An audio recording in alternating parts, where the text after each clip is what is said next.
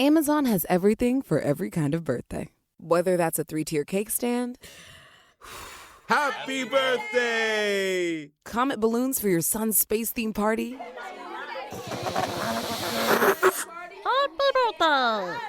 or gifts like a karaoke machine for that friend who never stops singing. Happy birthday to you! From cake stands to karaoke machines, shop everything for every party on Amazon. I remember my first trip to the barbershop with my father. He sat down at Nash's barbershop, big chair. It looked like this big command central chair that he was sitting in as Nash, Reverend Nash, who knew, draped the cloth around his neck. And while he was doing that, my dad was sitting there talking to everyone in the barbershop. Now, I was only paying partial attention because when I went to the barbershop with my dad, I carried all of my comic books and I would be reading them. But I did notice that there was this community that I never saw my dad engage with. Here was my dad in this room with men who looked like him having a great time. And he was conversing, he was debating, he was questioning, and he was smiling, he was laughing. He was home. I'm Len with Push Black, and this is the best of Black History Year. The Black Barbershop is a cultural institution. It's a place where you can get much, much more than a haircut. And Jay sat down in 2022 with Quincy Mills, Associate Professor at the University of Maine in College Park, to talk just about this subject. Why? Well, it just so happens that Quincy is the author of Cutting Along the Color Line, Black Barbers and Barbershops in America. Along with teaching courses in 20th century African American history, Quincy is a man who knows his way around the clippers and knows the history that lays in the hair on the floor. So let's sweep it up and find the stories in this episode of the best of Black History Year. What's interesting for me about barbers and barbershops, thinking about this quest for liberation, is that, these were everyday folk, right, who picked up a razor and tried to find a sense of economic autonomy. But it's also, through the nature of the barbershop, a place where Black men and women for sure could come outside of the surveillance of a larger white public to gain some larger political education.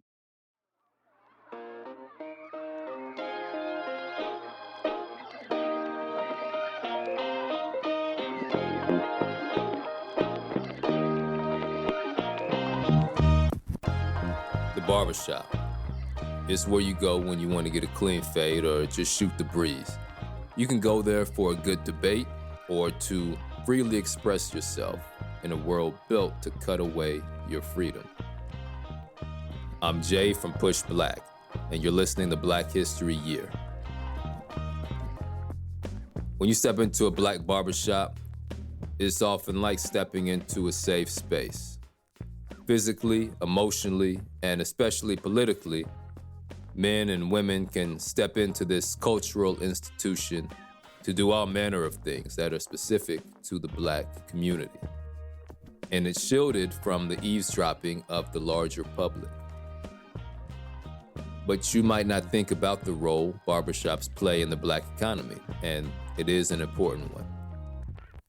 To help us understand both the politics and economics of Black barbershops, we're sitting down with Quincy Mills. Quincy is an associate professor of history at the University of Maryland. He teaches courses in 20th century Black history, particularly business and political history. In 2013, he authored the book, Cutting Along the Color Line, Black Barbers and Barbershops in America, which we'll get into later. Currently, he's working on a new book called The Wages of Resistance, Financing the Black Freedom Movement. But first, let's get into our history story about the dangerous political work of one black barbershop.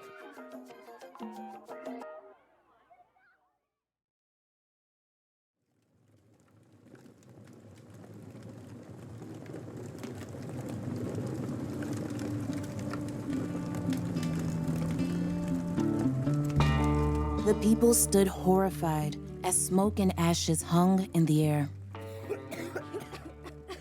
The smog's weight made it feel hotter outside than it was in the small rural town of Blue Cane, Mississippi.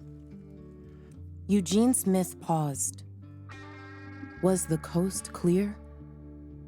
He looked around and slowly pushed in the door of his barbershop. Whistling long and low, Eugene put his hand on the .45 in his waistband and waited. 3 of the Jennings boys, followed by their father, tipped out from the storage closet.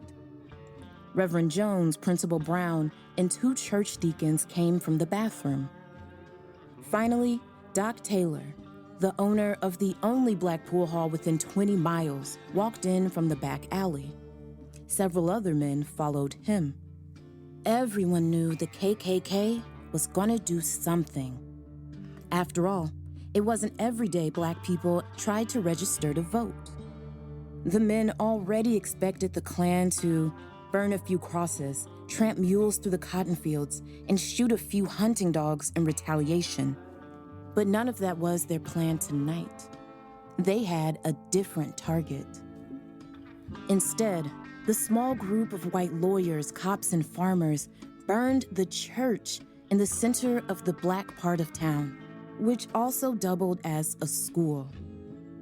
Everyone inside escaped, with the exception of one small girl, Principal Brown's youngest. She suffocated fighting her way out of the flames. She had come with her mother and brothers, there to set up for the voter registration breakfast that was supposed to happen that day. No one knew that breakfast wouldn't be coming in the morning. With their broken hearts burning, even hotter than the Klansmen's torches, the men laid hands and prayed over Principal Brown in the one space as sacred to them as a church, a place where they could laugh or talk about their favorite Negro League, a place where they could cry and lean on each other for healing. This sacred place, Eugene's barbershop.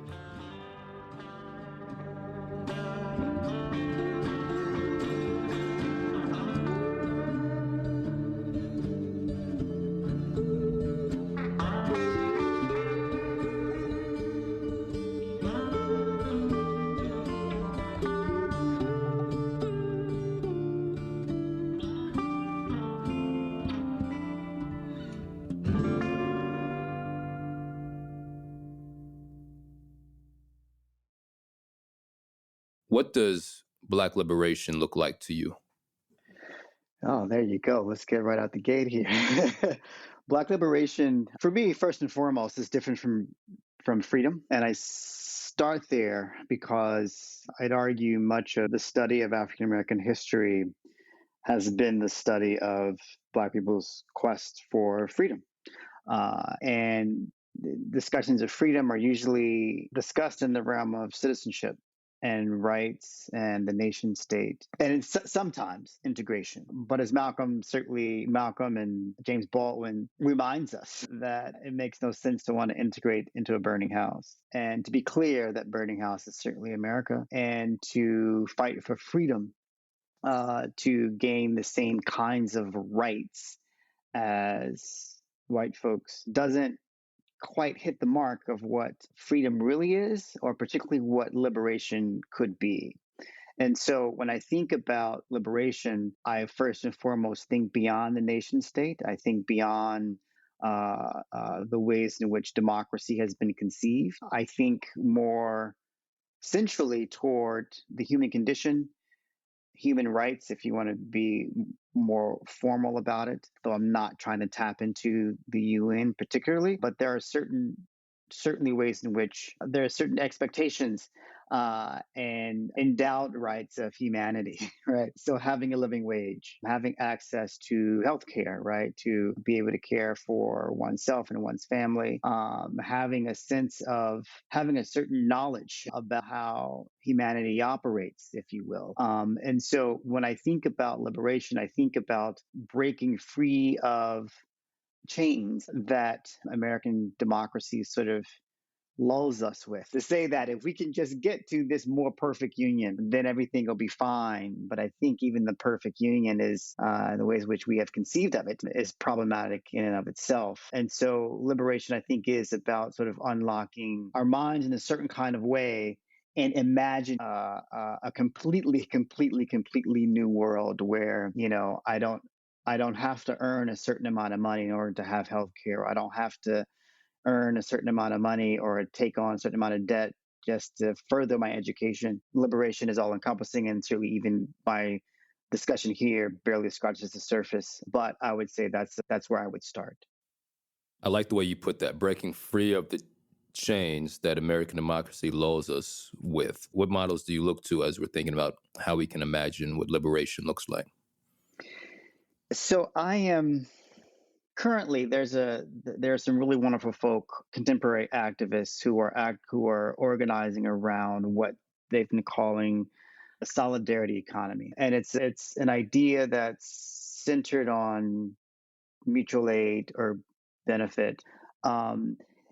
And it's funny. So I just this past semester, a student asked the question in class, "How can you get liberated from capitalism?" And I didn't just expect this question. I didn't have a solid answer. But what I began with in terms of the answer was, well, being liberated from capitalism, and I think this is what the solidarity economy movement is trying to do, is to find alternative ways of being and living, right?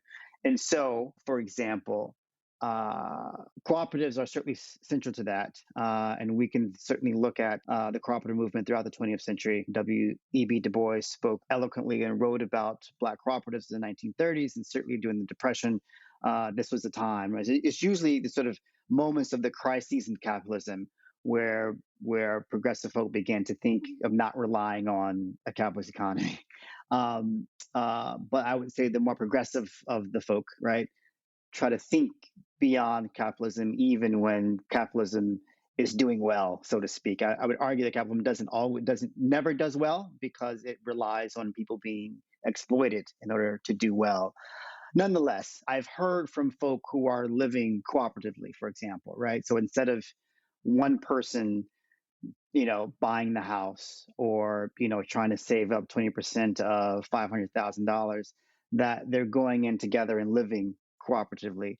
I've heard of folks, instead of seeking out a bank loan for a house, that they're doing something akin to crowdsourcing, right? So that's just an example of the kind of model, right? That says that we don't have to sort of buy into what's in our face, but that we can, again, think otherwise. And that's just one example, but one example about a kind of model that can have us, again, finding alternatives that can certainly liberate us from what we think is impossible, which is how can you live in a capitalist system but not succumb to capitalism? That's damn difficult to answer, right? Many of us have cell phones. Even this conversation that we're having, I'm having through my laptop. Many folk have to purchase a laptop, so we have to participate in the capitalism in some capacity, and so we're all kind of complicit in it through the nature of consumer capitalism. But does it have to be that way? Do I need the iPhone, or do I just simply want the iPhone, right? And so I think it's going to take courage, frankly, for us to begin to think otherwise. I appreciate that. Imagining or seeing what's impossible, or what we think is impossible, and figuring out ways, alternatives to approach that as a collective. Mm-hmm. In what ways does your work contribute towards pushing our community towards liberation? And for the context of this conversation, definitely want to get deeper into your work around barbershops.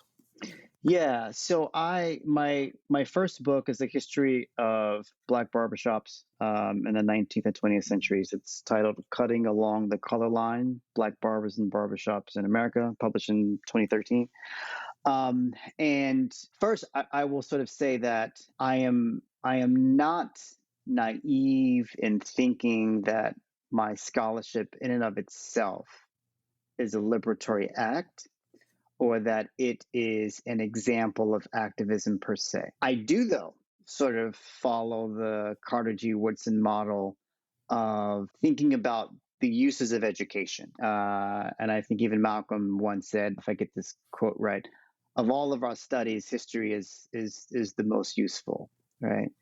It's to say that the work itself doesn't do anything. It's about what folks who read it do with it. So my first book on barbers, one of the things I wanted to engage in that book was to think about barbers and barbershops outside of usual conversation about barbershops being places where Black men can go and hang out and talk and debate and argue and so forth. I don't think every Black barbershop is like that, but I think we can certainly say that most of them are. And historically, that was the case, certainly through the 20th century. But what was missing for me, since I started here by talking about capitalism, what was missing for me in our conversations about barbershops is that we seldom talk about the business of the barbershop.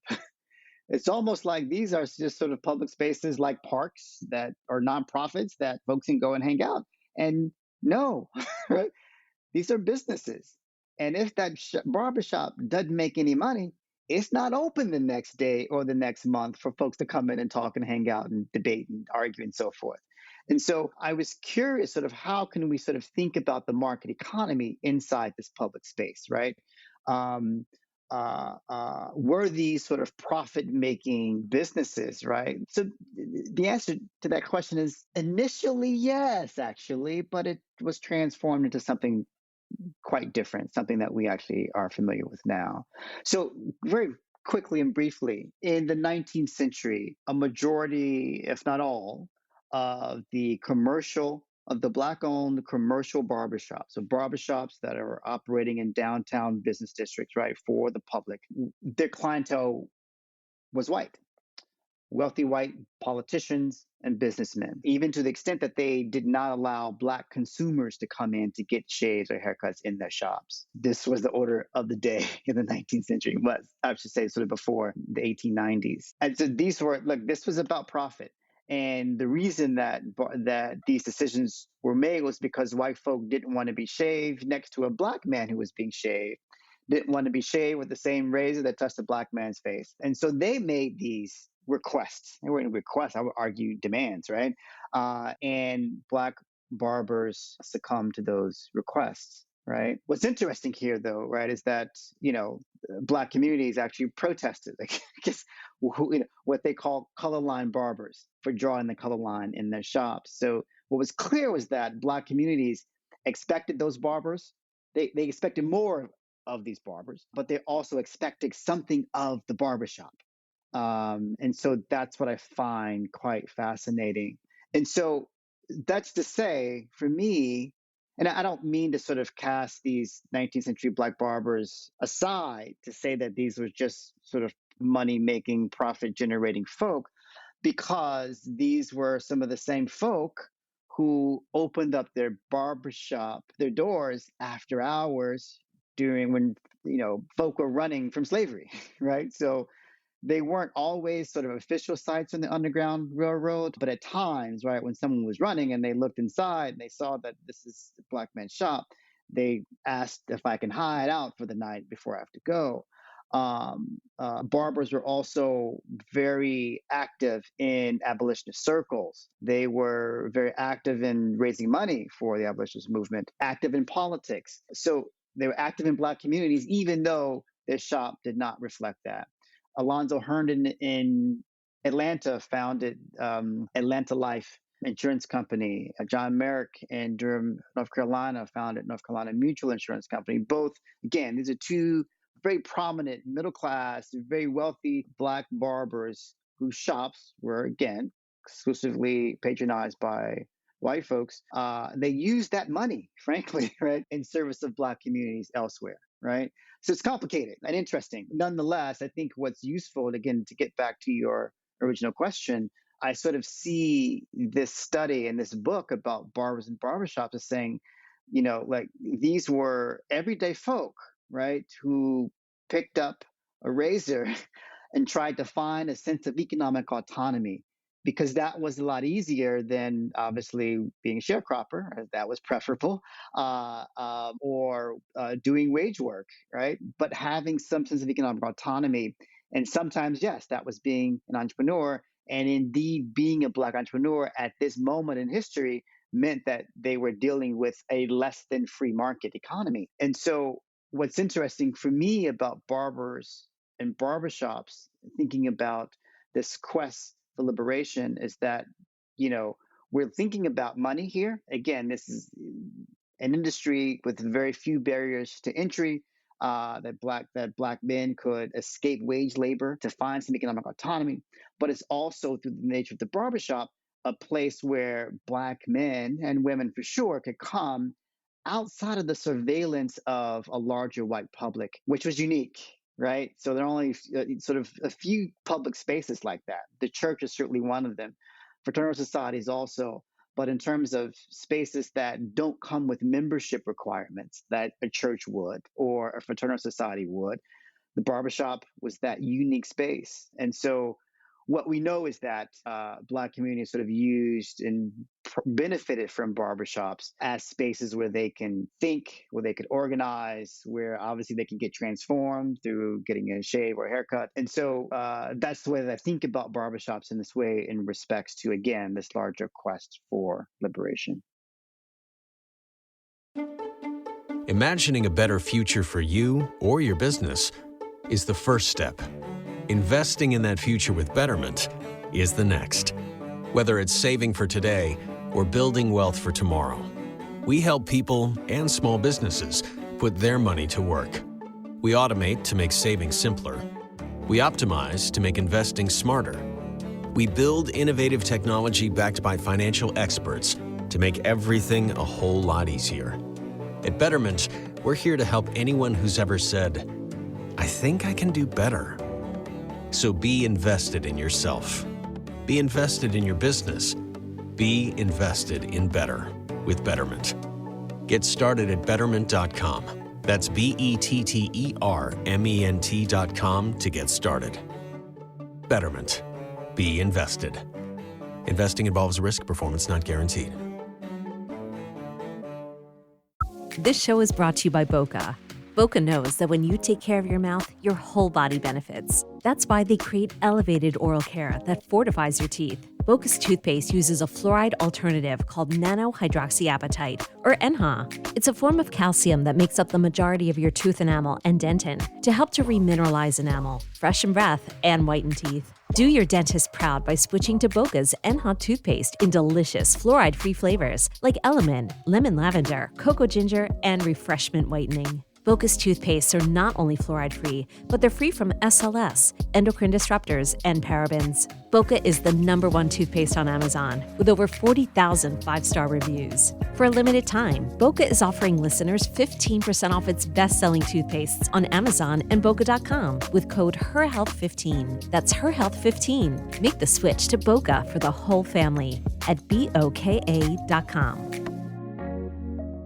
Attention sports enthusiasts, keep the adrenaline pumping and elevate your game day with Chumba Casino. It's completely free to play. No purchase necessary. Whether you're cheering from the stands, on the move, or relaxing at home, Chumba Casino brings the thrill of social casino directly to your fingertips. Experience the ultimate social casino adventure with reels of casino-style games, offering hundreds of exciting options to choose from and fresh new releases every week. There's always something new and thrilling to explore. From action-packed social slots and classic blackjack to engaging bingo and solitaire, the fun never stops. Plus, enjoy generous daily login bonuses and a fantastic free welcome bonus to kickstart your social gaming journey. Dive into the excitement. Discover a world where you can play for your chance to redeem some serious prizes and have a blast along the way. Don't miss out. What are you waiting for? Join now and immerse yourself in nonstop fun and adventure with Chumba Casino. Get in on the action today at ChumbaCasino.com and make every day a Chumba day. No purchase necessary. VGW Group. Void where prohibited by law. 18+ TNC supply. Thank you for joining us on today's episode. So we want to take time out to not only thank you, but to have a moment of honesty with you. Without your help, we may have to end our work. So we're asking for you to join us and help us by giving a donation To do that, you can go to pushblack.org and make a donation there. So when you're doing this work and uncovering these stories, how conscious were these barbers in exercising, what you're describing with the economic autonomy and being able to hold this space outside of the surveillance? Were there conscious efforts that went with this, or is it sort of a nature of how things were done? So I will answer this two ways. Historically, so the barbers who have long passed on, right? The barbers who I only know through historical sources. So, before the 1950s, those barbers certainly did understand the significance of their shops during the Depression, for example, during the Civil Rights Movement, for sure, where they understood that, again, these sort of private spaces in the public sphere, right, where these spaces were necessary, not only for organizing, but also for gaining and sharing some larger political education. So the Chicago Defender, for example, often they place their newspaper inside of barbershops. Barbers who were active and activists would often leave literature on the Communist Party or other leftist movements inside their barbershops to engage and to talk. So again, right there, I can't think of other spaces where one could randomly walk in for something like to get a haircut and to get something else like a political education, right? Stokely Carmichael, right, talked about when he and his family were living in the Bronx, New York, and he tells a story in his autobiography about his father taking him to an Irish barbershop in the Bronx, and the Irish barber refused to cut his hair, and so his father began to take him to Harlem, to a barbershop in Harlem to get his hair cut.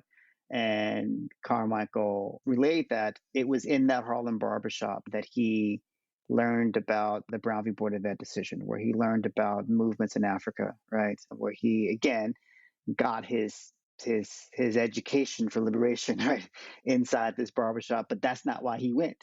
But that's what he got while he was there. I think, yes, many barbers understood that. At the same time, and again, there's no monolithic Black community. There's no monolithic Black barbering community.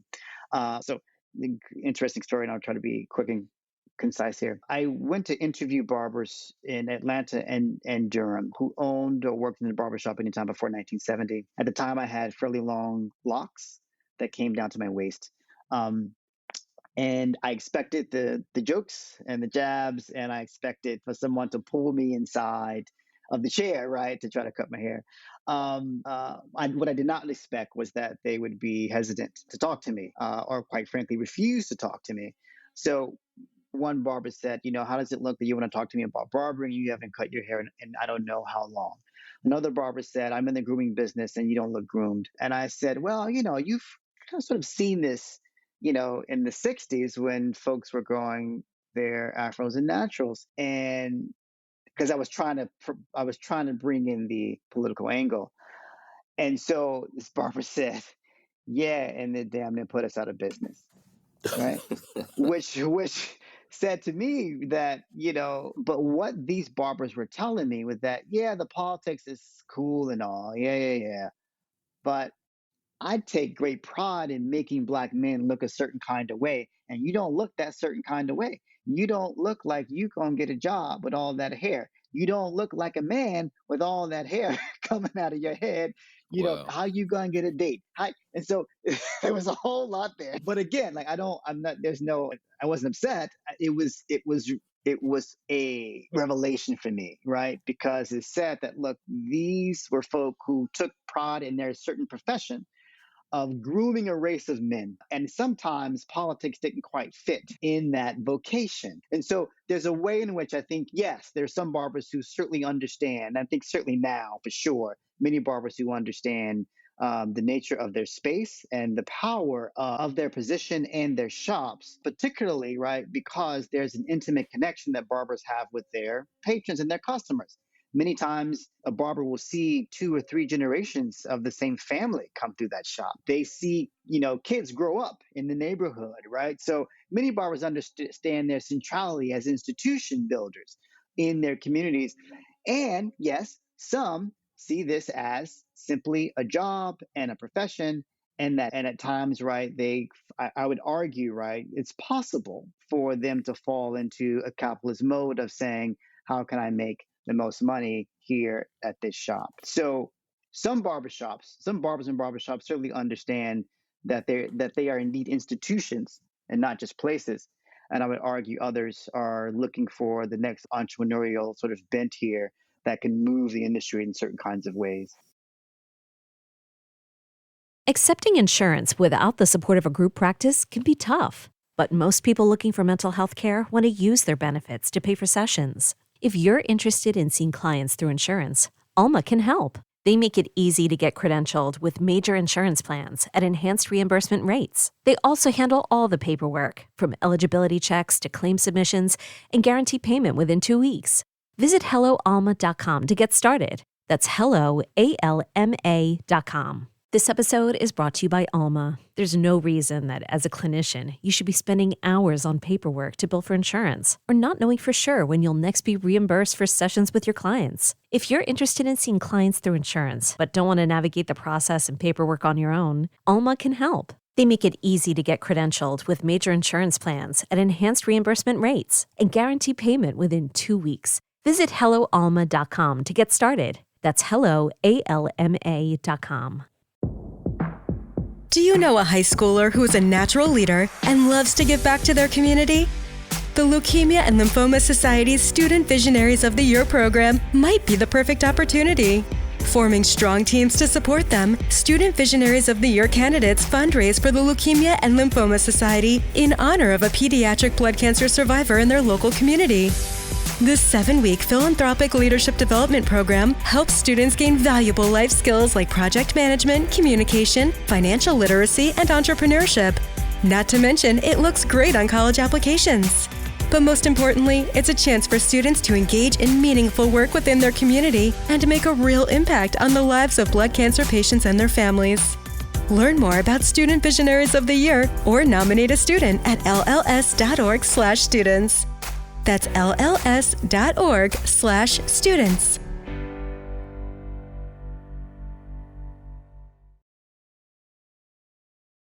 So, really interested in this concept of having a space to have conversations outside of surveillance of the larger system. I'd love for you to talk a little bit more about why it was important back in the day and today and forward, especially, when it seems to be the trend that people want to make a Twitter account and put all their ideas and plans online, So what are your thoughts on that? Yeah. So first, historically, those private spaces were important because you just got to plot and plan. You can't plot and plan in the park. I mean, folks were up against the odds in the 30s and 40s and 50s, right? And certainly before that. And so being up against the odds, right, people's lives depended on that privacy, right? Because white folks were just ruthless with reprisals. So having those sort of private spaces were important, but also, these are also spaces where, Black men could reclaim a sense of their dignity. When I say reclaim, I mean when they were at work, their dignity was stripped from them. When they were walking down the street, their dignities were stripped from them. Having to tip one's hat or walk on the other side of the street if a white person was coming down, like those kinds of things were humiliating. But being able to sort of having a space like a barbershop, certainly there were other spaces too, but having a space like a barbershop to not have to think about all of that, to not have to wonder, what's going to happen if I knock this white dude's head off, right? I mean, those were moments of healing. Those were moments, we talk about mental health a great way now, but those were moments of them gathering their mental health, going to that barbershop on Saturday morning. Those were important. And so historically, I think that's why these spaces were critical. Today, I think you're absolutely right. The publicness seems to have taken the order of the day. And I would argue and this goes back to my earlier comment about thinking otherwise, about thinking about alternatives, and about moving outside of the realms of democracy, so to speak. So Facebook, for example, many argue that it's the Facebook democratizes public conversations. Some might make the same arguments about Twitter, right? That everybody can sort of be a part of a conversation, right? Well, Facebook makes this money. It's free, but it ain't free. Our data, ourselves, right? We pay for Facebook with ourselves. We pay for Twitter with ourselves, with our data. And so, sure, we might be having these very passionate political conversations about Black liberation, but I got to tell you, that's commercialized because it's on Twitter. Let's be quite frank.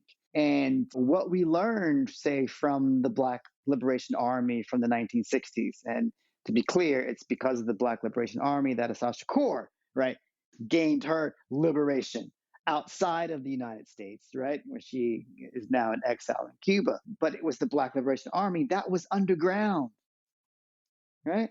Underground. These were folk who were living underground. And to be clear, underground was often quite also simultaneously above ground. It was folk who were sort of moving about the world in a very inconspicuous way, right? That we don't have to be out front, that we can actually, it might be better not to be out front. To get to your initial question about how, like, what does liberation mean and look like, part of that is probably taking a step back, right? That maybe we don't want to talk about the protests that we're about to organize on Twitter. Yeah, we can get a larger network that way, but maybe there's a better way. Maybe there's another way to tap into that network that's not as public, that's not as commercial. But there are other folk who are listening, clearly, right? Who maybe you don't want to be listening or watching and looking at the tweets. And so, yeah, I think, barbershops, again, for example, I tend to argue that before there was Facebook, there were barbershops, right? These were the places where folks went to talk and have these sort of grand community conversations in a very organic way, to see what was going on in the neighborhood and so forth, to talk about the news. And we are moving away from that, sadly. I think even inside of barbershops, as more barbershops elect to be organized by appointment, that means that there are fewer people inside a respective barbershop, because you just come, my appointment's at 3, I come at 3, I get my haircut and I leave. Again, that might be more efficient. And certainly during COVID, that was necessary, but we're also losing something. We're losing that potential for community engagement and connection that would be necessary and foundational for any talks or ideas of liberation. So right now, community is virtual, and I think that's problematic. Efficient, but problematic. Well, you're describing something that I think, noticed but wasn't quite able to name when you mentioned the point about appointments. I remember when I was younger, just being in the barbershop, I might have to wait for 45 minutes, an hour, and you'd see a variety of folks coming in and out, hear different conversations, be part of different conversations. It's always that one dude that's just there all day, just hanging out. No doubt, no doubt. With that, though, it's like now you're absolutely right. I'll go to the shop at my usual time. I see the same 2 or 3 people before, behind me, not really a good mix of folks. And there's not a whole lot of opportunity to exchange ideas in the same way. Reflecting on that, it's like, back in the day, it was like, oh man, I wish they did appointments. This would be so much better. Now it's like, obviously, there's something you're missing out on. You got it. Wow. Okay. It seems like there might still be some kind of hope, though. I mean, I don't see any path right now to replacing that with the app, right? People can order the groceries online, their food, they can date online, but I'm not sure how technology is going to affect barbershops more outside of, maybe setting appointments online. Do you have any projections for the future of barbershops, or what we can do to maybe reclaim or preserve those elements that I think would be beneficial as we're trying to continue to build? Yeah, so you're right. Folks will still need to go to folks can cut their hair themselves, and I think many people have begun to sort of do that. But I think that there will always be a market for people to go to a barbershop to get their hair cut, for sure. Sure, there's some, I think there's barbers who are starting to travel. Again, this happened during COVID. So I think some of the things that happened during COVID are going to continue post-COVID if that is a thing or will be a thing, the post-COVID idea. And so, but I do fundamentally believe that barbershops will survive because folks will still need haircuts for sure. And going to a shop, I think, will be the order of the day. I do also believe that barbers will have to be very intentional about situating themselves and their businesses and their shops in their respective communities and within history. And if they can do that, then I think that that's where the hope is, right? Because there's already been some really wonderful work from others who are tapping into what I call the sort of waiting public inside of barbershops, right? The folks who are sort of sitting in the waiting chairs and are there to hang out or waiting to get their haircut, right? So there are very many health organizations that are partnering with barbers because they realize that in order to, say, convince or encourage Black men, for example, to get hypertension tests, right? Or to get the vaccine, that they have to connect with people that these men trust. And who's that? It's their barber, right? There's a wonderful brother from Arkansas who has this mental health project where he's partnered with barbers to train the barbers in mental health, to be mental health advocates. So there are many folk who are partnering, who understand and see the value in these spaces, and they're partnering with barbers. What's going to be critical, I would argue, and this isn't sort of happening right now, and I hope to assist in some capacity. I think that barber colleges is a wonderful space to get young and up and coming barbers, right? Folks who are entering the profession to think about the wonderful possibilities that they can have in this profession and in their communities. Right now, barber college it's a trade school, right? You learn how to cut, you take your exam, and then that's it. Right. And so the college part of barbering is really just about learning how to cut hair and all the things that come with it.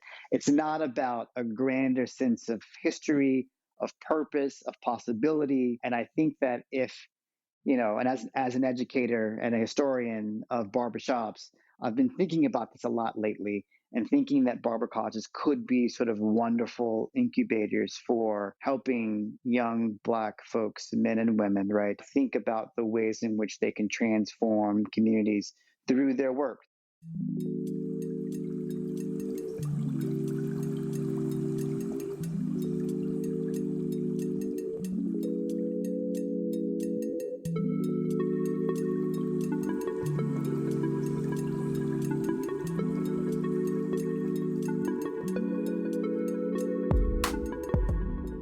Just like that, we're at the end of this episode of Black History Year.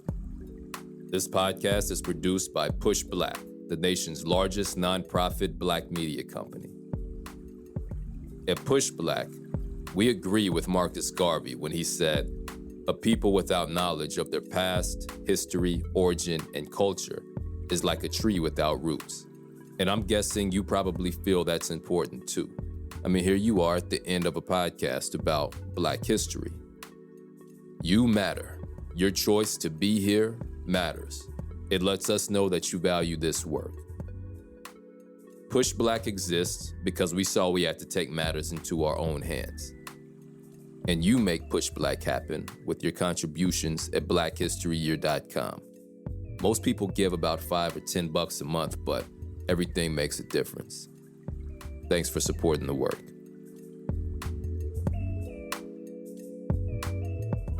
The Black History Year production team includes Tariq Alani, Leslie Taylor Grover, Brooke Brown, Siobhan Chapman, Albany Jones, Brianna Lambach, Graciela Melotesi, Zane Murdoch, Tasha Taylor, and Darren Wallace. Producing the podcast, we have Sydney Smith and Sasha Kai Parker, who also edits the show. And Black History Year's executive producer is Julian Walker. And I'm Jay from Push Black. Peace.